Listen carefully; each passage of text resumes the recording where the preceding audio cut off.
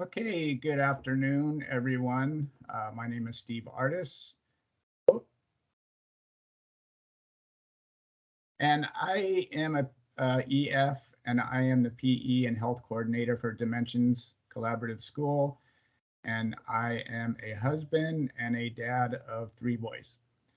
And so we are going to talk about the advantages of having kids outside and adding outdoors to their life. And just to back up, when I was young in 3rd grade, my mom was single with 5 kids. She married a gentleman with 4 kids who had grown up in the Ozarks and had been out pretty much outdoors his whole life. So we ended up with 9 kids in the house and 2 parents. And after that marriage, we spent a lot of time outdoors. We spent it in forests, lakes, rivers, all over the place. And I think because of the massive food bill, he taught us how to hunt and fish to help with that. Fast forward to today, I married a woman that is allergic to tents, but she loves to go on vacations and she loves to hike and get out. I have 3 boys that all love being outdoors now because they've kind of grown up being outdoors. And I am going to share my screen right now and bring up some of the benefits. There's so many benefits to having the kids do activities outside that I don't have enough time to talk about all of them. But what I can do is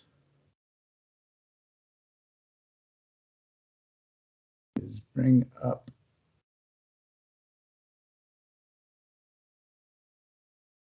Okay, and is that on the screen? We see it, Steve.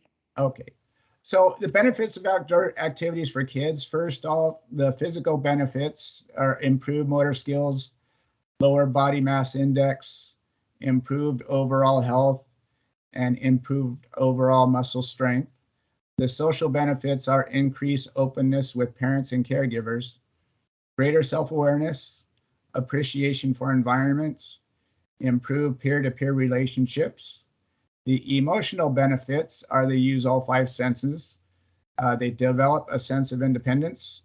And this is one of the things I'm going to concentrate on is they conquer challenges thought unconquerable when I tell a story about my middle son. The intellectual benefits, it aids with brain development and improved communication skills.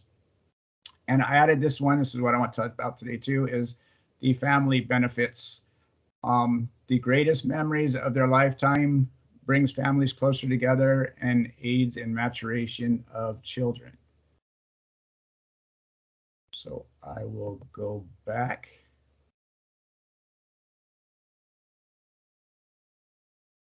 And are we back? We see your screen still, Steve. Okay. Let me dismiss these. And where did my stop presenting button go?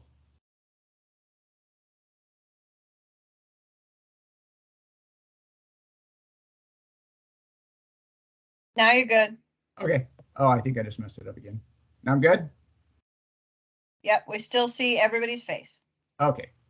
So what I wanted to talk about was the one of the biggest changes ever in one of my sons. We put him in the Scouts because he wanted to go on a Sierra hiking trip with his cousin and his uncle. So, but before you went on the Sierra trip, you had to go on a pre-hiking trip. So this was, we showed up to the meeting and they said, okay, this is going to be 7.5 miles.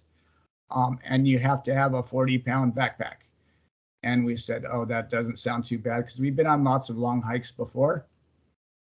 But the thing they did not tell us is it was at this place called Dripping Springs, which we renamed Mount Del Diablo afterwards, because it was, when we got there, it was out Temecula. It ended up being 96 degrees. It was 7.5 miles, but the elevation went up 3,000 feet on the 7.5 miles. We found out later that the gentleman that planned this found a camping book, opened it up, found a picture of this really nice campground on the top of this hike, and just scheduled it. So we started to walk up with the group, and after a few miles of all uphill and heat, and they had biting flies up there, people started to drop out of the hike. And you had to finish this one in order to go to the Sierra one. So we were hiking with Nicholas's cousin Sebastian and his dad. We got up about 2.5 miles, and his dad had to sit down and get some water and said, you guys go ahead and we'll meet you. Hour later, there's a phone call we got that said Sebastian and his dad had dropped out of the walk. So as we're walking in 96-degree uphill dirt with biting flies, Nicholas started saying, hey, they're not going to the Sierra hike now because they didn't do that. So why should we finish? And so this is when we had about 2.5 miles left. And this was one of the hardest hikes I've ever been on. And so I talked to him about, hey, why don't we try finishing this one? You can go home and tell your brothers that you finished one of the hardest hikes we've ever been on. And I don't think you'd want to go back and tell them that we quit. So up we go. We're continuing to go on. About a mile later, it was there was no end in sight to the trail either. He sat down and said, I'm done, Dad. So we went and got him in the shade, and I said, hey, this is something that is a mental challenge for you. I go, I know physically you can do this, but right now your brain is telling you that you cannot do this. So I busted out a pack of Skittles, and he ate the Skittles to give him a little sugar rush. And I told him as we were going up, I told him ways to get your mind off it. I said, you know, when I'm running or biking and I'm going up a huge hill and I'm halfway up, what I'll do is I will look down and start counting 1001 in rhythm with the steps I'm running or spinning. And I count to 100 and see where I'm at. So I gave him all these little tips, and we finally made it up to the top to this campground that looked nothing like the picture. It was a patch of dirt and sagebrush. So we pitched our tents there. But that day, the next day was easy because it was all downhill. We boogied downhill and went to In-N-Out, and he talked about that trip for the next few days. And something in him like changed that day when it came to outdoors. He became like this beast on our hikes, and he got so much extra confidence from that hike that he wasn't really afraid to do. We've been to Utah on hikes, or, you know, all over the place, and he doesn't flinch on any hike, no matter how difficult it is. And just overall in his life, he just got a whole new pool of confidence. And I think it was one of the most life-changing events for him that he almost didn't complete. And that's one of the things with the pandemic I've been seeing with the PE classes is there's been a couple years of kids almost exclusively being inside and on computer games, that when we're starting games now, this is the biggest thing I've seen is they want to quit right away when it's too hard. They say, this game's too hard, I don't want to do it. Or it looks too hard, I don't want to play it. And I think one of the things that we've got to get kids back to is getting outside and giving them challenges. So we didn't start with my kids doing that type of a hike right away. Since they were little, we started with little challenges. We'd go on small hikes. We'd go to Torrey Pines. We'd go, sorry, I'm losing my voice, out to Solana Beach, to Annie's Canyon. We'd go to the beach and surf.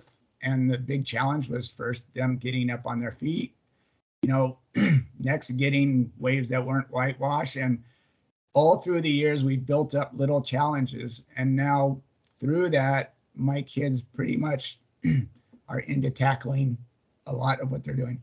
And I'm sorry, I coached a basketball game the other day and my voice is starting to go.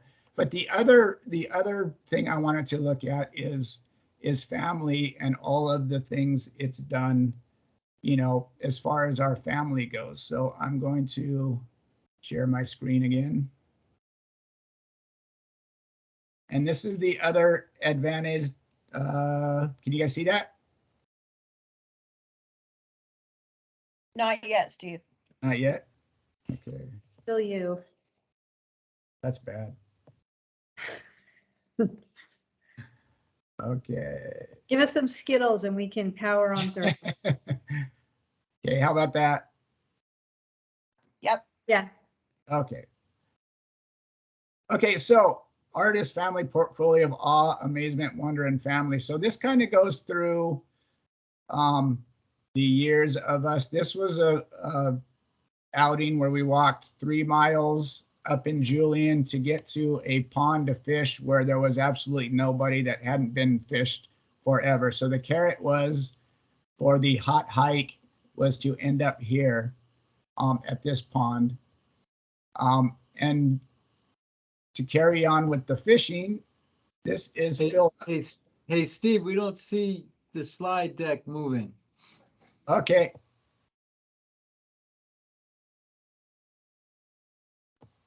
How about that? Yeah. Okay. Okay, this was the pond that we hiked about 3 miles to when they were younger.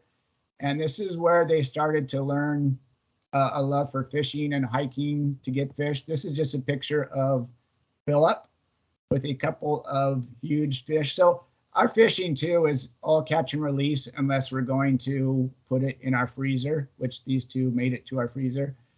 And Philip, from being outdoors, when he was little, the first snake he ever saw, he sprinted and screamed and ran away. So since then, this is a picture of him last week. So this is a picture of him with a python, and from being outdoors, it's led to he wants to become a herpetologist.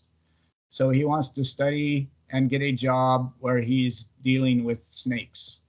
And that has come from repeated being outdoors.